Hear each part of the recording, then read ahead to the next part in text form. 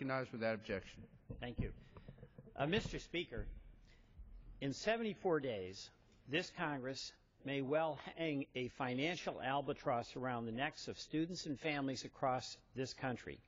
That's because on July 1st, student interest rates are scheduled to go from 3.4% to 6.8%, literally doubling the interest costs that our kids and their parents are going to have to pay on their education. We have got to find a way, Republicans and Democrats, to work together and avoid this punishing interest rate increase on our students. This is not about Republicans or Democrats. It's not about red states or blue states. It's not about the 2012 elections. It's about the kids that we all represent. It's about the parents that we all represent.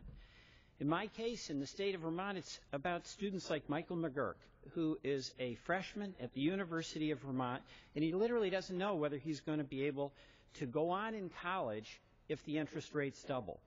It's about parents like Ben Truman and Jennifer Wallace Brodeur, who last month were sitting around the table with their son about to go to college and trying to put the pieces together to be able to afford it.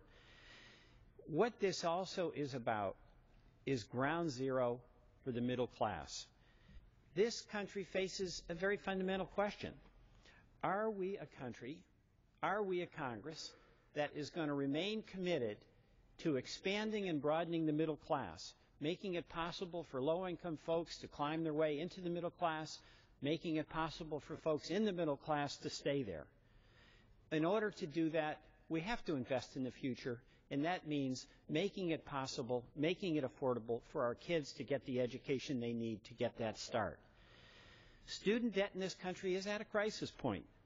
At $900 billion, student debt outpaces that of credit cards, outpaces that of auto loans, and there's no end in sight. In Vermont, nearly 70% of our college graduates, and again, this has nothing to do with what their political affiliation is. 70% of our college students in Vermont graduate with debt about $30,000. That's real money. That's more than many of those students will make in their first years out of college. It's a tough job market. In their entry-level jobs, don't pay a lot.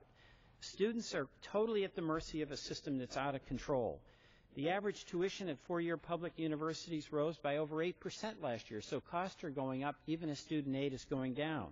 And a recent poll found that 75% of Americans viewed college as unaffordable.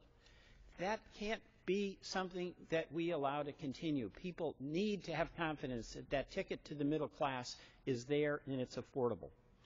That's why we together have to find a way to avoid this doubling of interest rates. For over 8 million students in this country, Stafford loans are a very critical resource helping them afford the cost of that college education we all want them to get. You know, with the federal government now borrowing money at close to 2%, why are we asking middle-class families to pay 6.8%? These are not grants, these are loans. They'll be repaid. Let's find a way to help our kids and to help our parents. Mr. Speaker, I yield back.